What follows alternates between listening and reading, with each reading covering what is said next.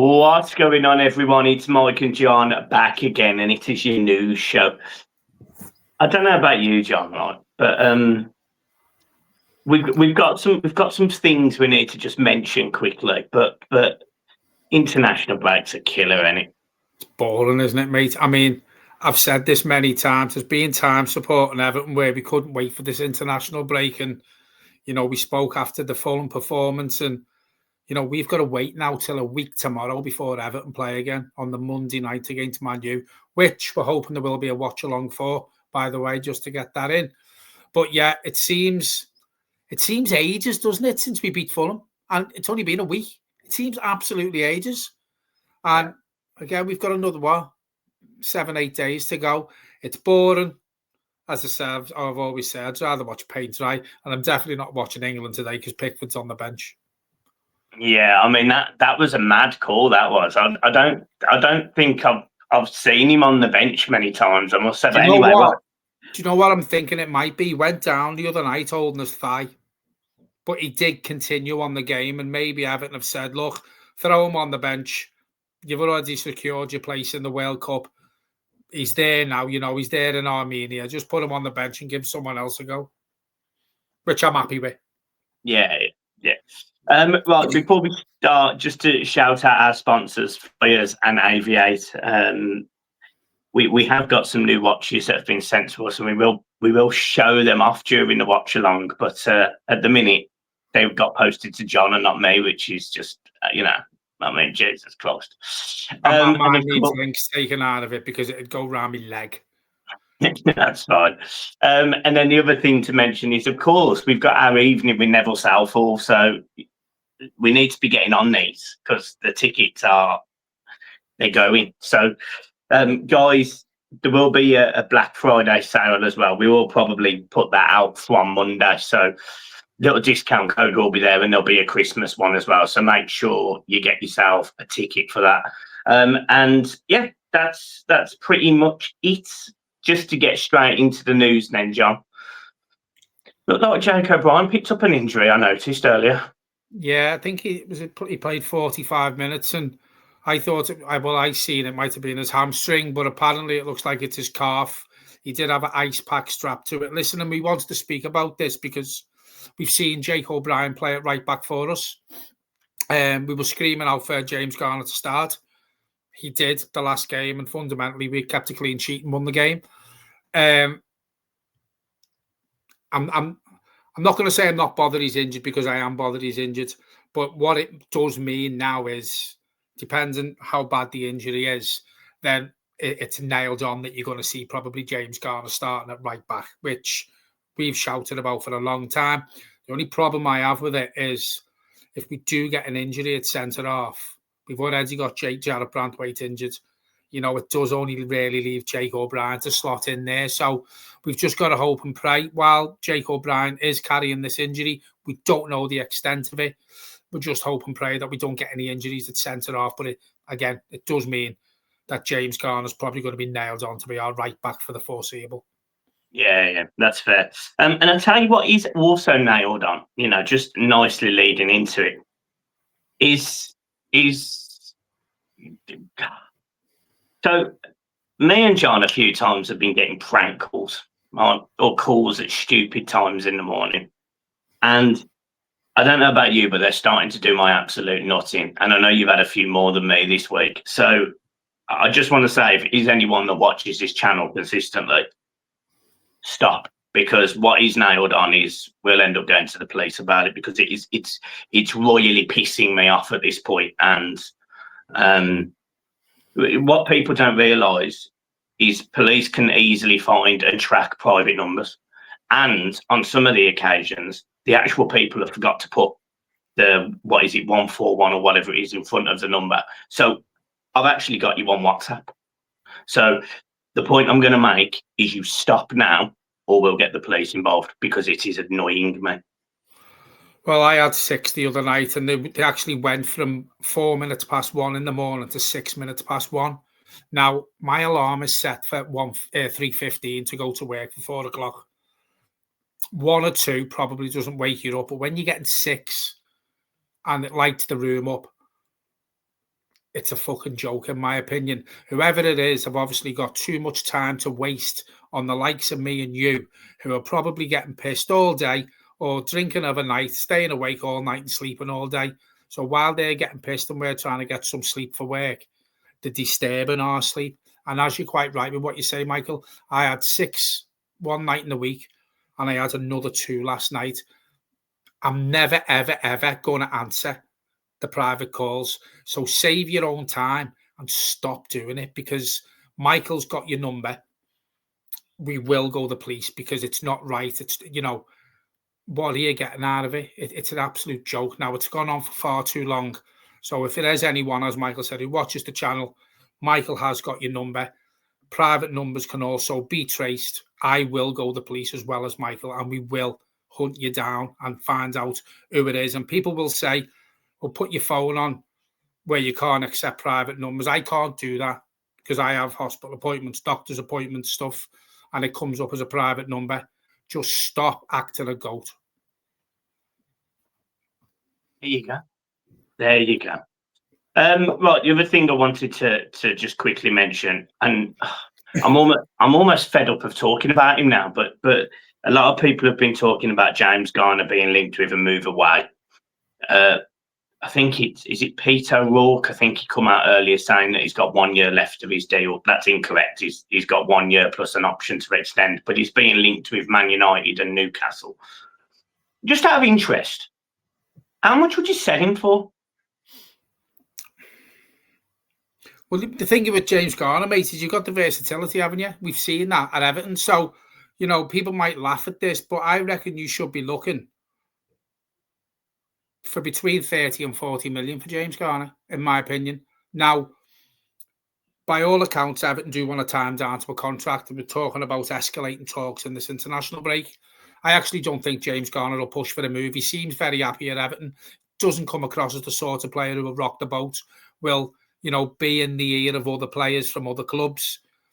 And David Moyes has come out and said, mate, the form that James Garner's showing lately, England should not be overlooking him. Now, we need to see more consistency from James Garner. We need to see it over a longer space of time before we can talk about James Garner for England.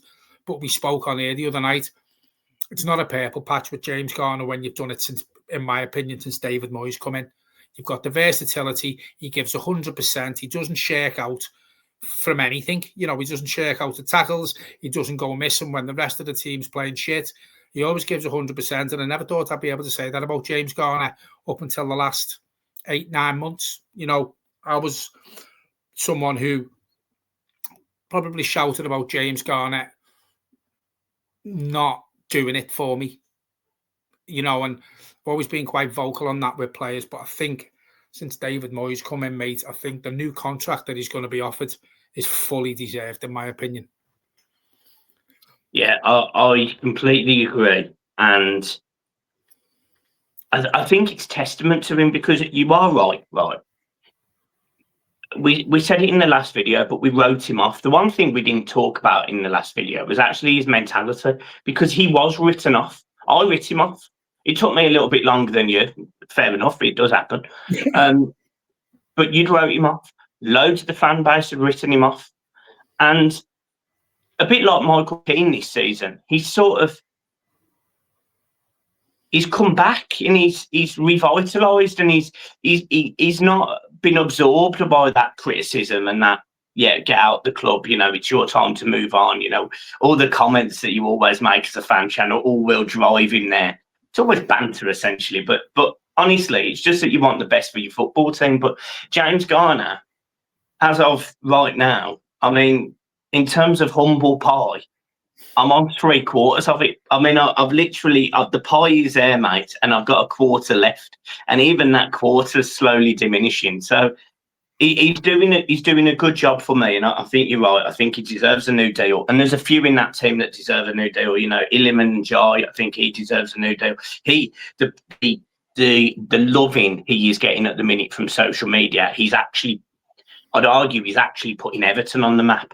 So what he actually needs to do, and what Everton need to do, is actually almost commercialise this element and actually build and Everton around Ndiaye for the next, season or two, and really get behind that movement. We don't do it enough. We don't use the talent that we've got as an asset to increase our commercial revenue. So for me, I think you're all over that at the minute. If you're Everton Football Club, you're using that, you're giving him a new deal, you're making him feel positive, you're making him say positive things about Everton. And ultimately, you've got a really good player on your hands that loves the club, and you've got a fan base that absolutely loves him. Do you get what I mean? I think it goes without saying, mate, that the sooner Everton open contract talks with Ndiaye, the better, because there is going to be interest, and the performance he's putting in, mate, for Everton, for Senegal, in my opinion, I think up to now, he's probably scored the goal of the season in the Premier League, which was the one against Sunderland. I think it's a no-brainer that Everton need to sit down with him. Listen, he might turn around and say, look, let's see how we go to the end of the season. Let's see where we are. Let's see if we're pushing on. Let's see who we can bring in January. Because I'm not being funny, mate. Garner and Ndiaye will be know to himself that our strikers aren't good enough. So he will want to see where the club's going to go, how the club's going to push forward, how we can improve the playing squad. I honestly think Everton need to put the ball now. They need to put everything on the table to Garner and Ndiaye, and they just need to say, look, are you ready to talk about a contract? He might say not yet. He might say yes. And I think if he does say yes, again, I said this on the last video, mate, for me, I think Everton need to make him one of the highest earners of the club. One, because he deserves it. He deserves it. And, we spoke on here, Michael, the other night. He's one of the players who you'd like to build your team around going forward. And I think it's fundamentally now that Everton just don't rest on the laurels yet. We've got him. I think he's got a contract till 2028 or something like that. Don't sit there and go, but all right, we knocked a bid back from Inter Milan for £40 million in the summer. For me, he's worth double that. Juventus are circling. I did see something today. They are circling. So, listen, it's clubs in the Champions League. So Everton need to do their best to fend off the interest for our better players and, reward them with what they're worth. And again, I think, in my opinion, I don't think he's one of the highest paid players at the club now. I think he's 35 grand a week or something. He's got to be made and rewarded for the performances that he's putting in for this football club, because he fully deserves it, in my opinion. Yeah, agreed.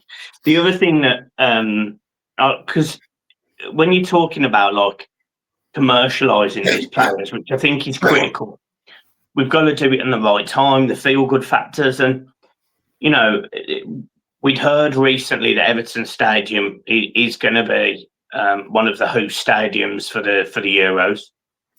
Rightly so. It's a fantastic stadium. It's having to change its name slightly during that tournament to the Everton Stadium, but it's not going to be the Liverpool Stadium in Everton or the Everton Stadium in Liverpool like it was in the rugby, because that bit was a bit of a disaster. I weren't bothered about the red smoke and all that. I weren't bothered about that, but the name I didn't like on the telly, I must say. But there's also rumours that capacity at the Hill Dickinson is going to increase to 60,000. And I just don't know how they do it. This is for the Euros, yeah?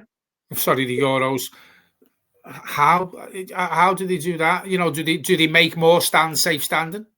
Do they do it like that because you can't fit more in with safe standing? But then again, for every person that's standing, you've got to have a seat by law. So can we really? Is the scope to go another 7,500? Is it, or whatever it is, extra seats? And I don't know how they're going to do it. I really don't know how they're going to do it. If they can, then why wasn't it that in the first place? And I know people are going to say, well, we haven't sold out yet.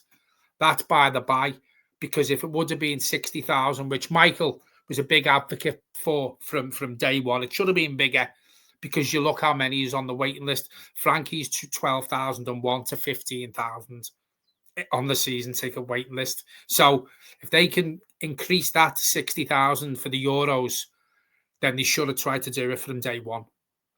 Yeah, I get it. And do you know what? The other point I'll make, because you sort of alluded to it there, and for any football fans out there, they'll all say the same thing you did. Well, we haven't sold it out. The only reason we haven't sold it out is because there's actually too many corporate. There's too many. You've got seats in the top of one of the stands. They're always empty. You've got seats in the corporate next to me. I'm not in the corporate, but I'm in the stand that's right next to it. There's seats available every week. There's seats available. You can see them. There's always 3 seats in front of me that are available. But those seats, it's because at Goodison, when you had your season ticket card, you could give it to your mates and you'd get 40 quid or 30 quid, and you'd give your season ticket to your mate, and then he'd give it you on a Monday morning. You now have to pay 30, 40 quid for a membership. You now have to transfer it over to somebody. There's no guarantee it's there. The ticket office is a bit of a farce. And then on top of that, and I know there's been a meeting recently with Fab and the club, etc. But it's the transport in and out the ground. You know what I mean? I don't know about you, but it really does affect people wanting to go to the game when it's so difficult to get home after the game. Well, I mean, you've mentioned 2 things there that I wanted to mention. You mentioned about the corporate. Listen, there wasn't enough corporate, Goodison. We all know that, and that's the majority. Well, I wouldn't say the majority, but football clubs make a lot of money off corporate, a lot of money. And I think with these new owners and whoever sorted out the corporate with the capacity, I don't think there's been any middle way with it. They've gone from not being enough at the minute to being too many, which probably, as you said before, could be something to do with the transport, because people know how hard it is to get there, more so how hard it is to get home.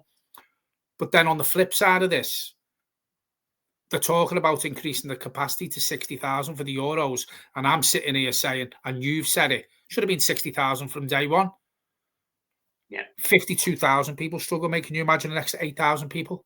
So Mate, if they're going to do 25 struggled, if you remember, for that second test event. And this is the thing, mate. That was only half of the capacity of what we get now. So what you've got to look at, if they are looking at increasing the capacity for the Euros or, in the future for Everton Football Club, you've got to sort this transport out. Now, we said on the other night, Michael, how do they do it? How can they change the transport?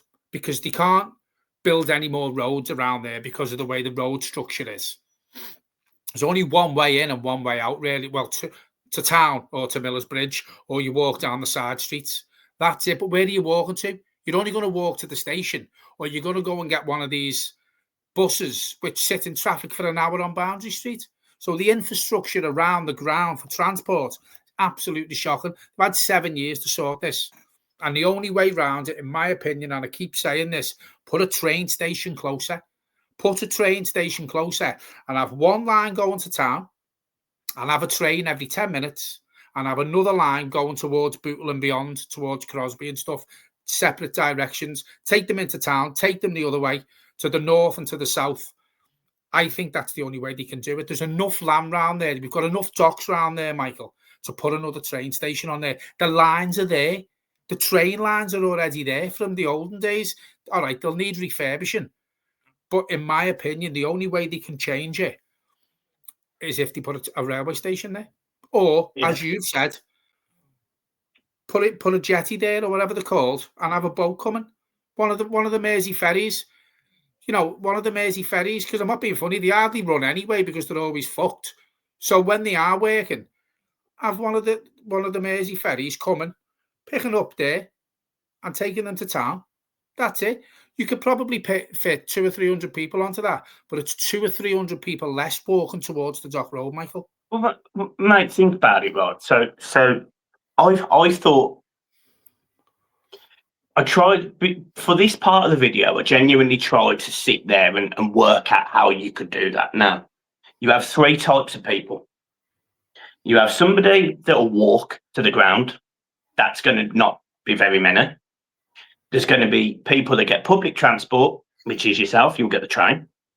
And you've got people that will drive. Yeah? Yeah.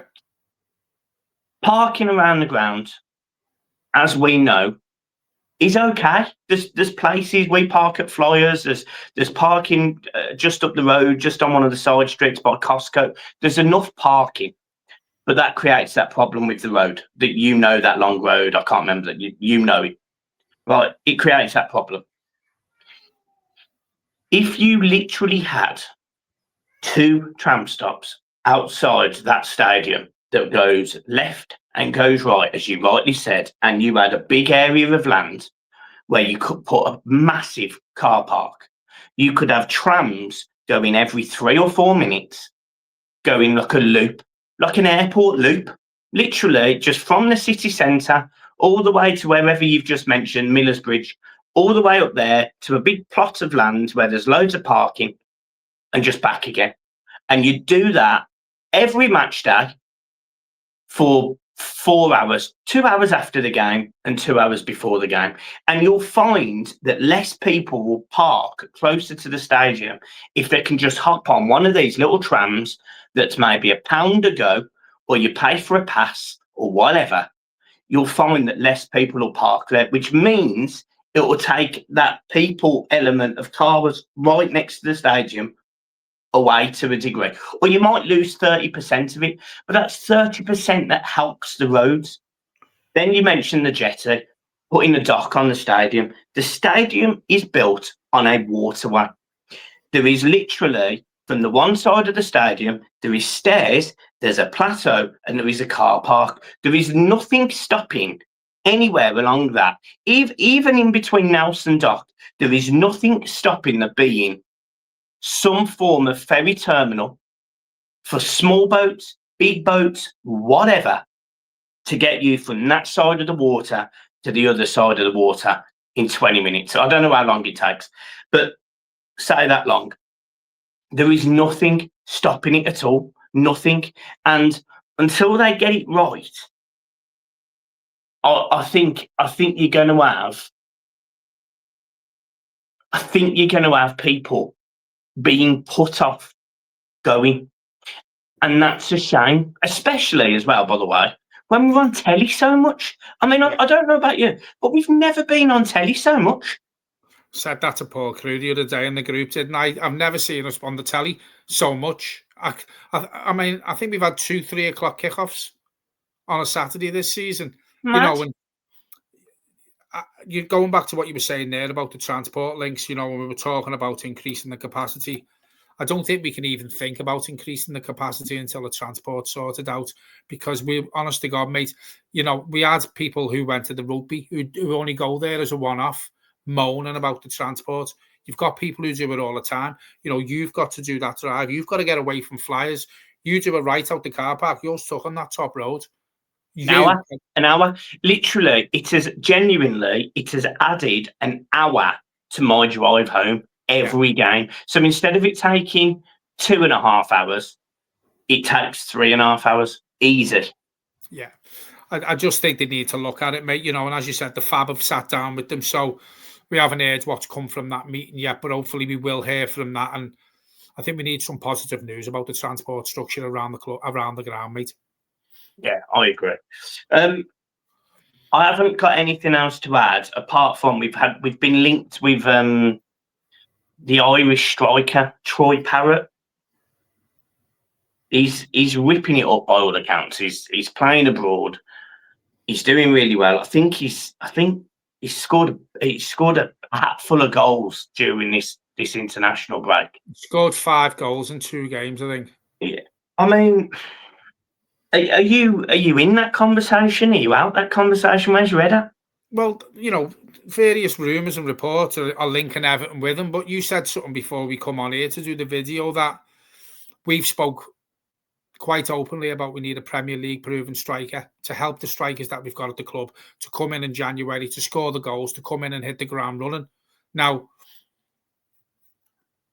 it's a big step up.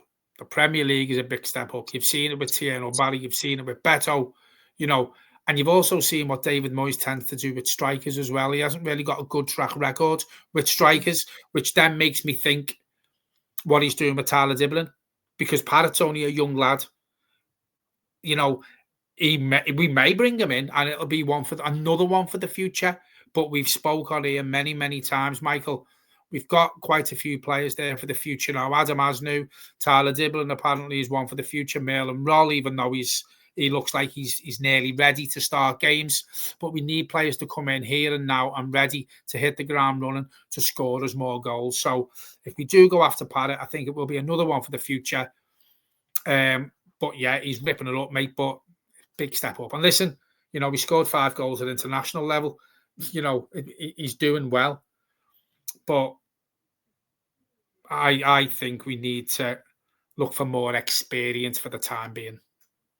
Yeah, I tend to agree with you. I do. I also don't quite know the dynamic because he was at Spurs. I don't know whether he's on loan at Alkmaar or he's signed for. I don't know, but if he's a Spurs player, surely Spurs are going to want to keep him based on the fact that Kula Mawani's not quite doing what they thought. It looks like Richarlison's going to be out the door. It doesn't make sense to get rid of potentially, I'm not going to say the next Harry Kane, but another young, good centre forward. They tend to create these. Credit to Spurs, they always seem to get a decent centre forward from somewhere. Well, the thing is, mate, I don't think they can afford to let. If he is on loan from Spurs, I don't know much about him, to be fair.